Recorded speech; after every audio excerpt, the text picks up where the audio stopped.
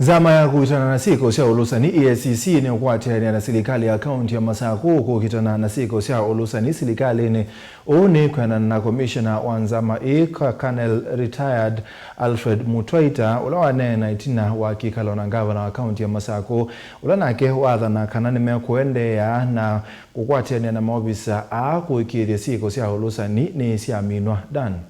Gavana wa kaunti ya Masaku Wavinya Ndeti ni walisikana nimekuendeea na Nzama ino ya kukutana na maundu ma Ulusani Eacc kuendeesya walanio wa kubundisya maovisaa onthe ala nene ma silikali ino kaunti ya Masaku yulu wa kulinda mavuthi ma Ulusani. We are going to look for ways that we are going to work for at least the next 100 days to ensure the systems that need to be fine-tuned and implemented are implemented for the sake of our people. I think the young people of this country have spoken, and they have spoken it very well. They have said they do not want corruption. They want accountability.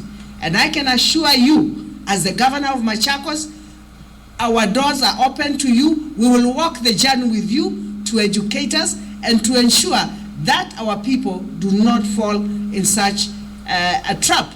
Nake komishena umwe kuma Nzama Alfred Mutwaita ni walisikana mendeea na kukwatiania na silikali sya kaunti kenda kuikiithya uthukumi mwailu kwa NND na kuikiithya ilovia sya NND syatumika undu violate. But as Eacc, we are here on the invitation of Machakos County, courtesy the Governor, Her Excellency.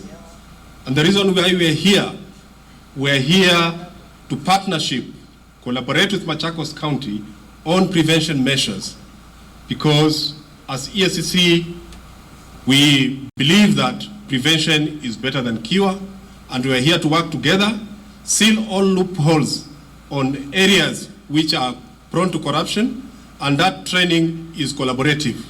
So basically, that's why we are here, and we'll be together for initiatives which will be 100 days. And for 100 days, the Eacc staff and the Machakos County government will be working together closely. And we have also worked with the other institutions. We have worked with the immigration.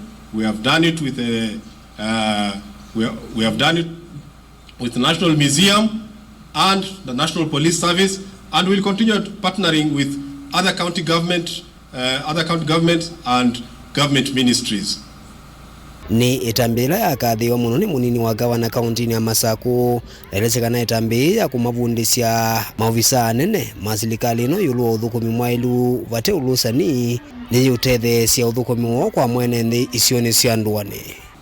This is a serious initiative because we will now have resources, and those resources will be put to use, and in that use there is going forward, there is going to be effective and efficient utilization of resources to advance the public agenda in this particular county.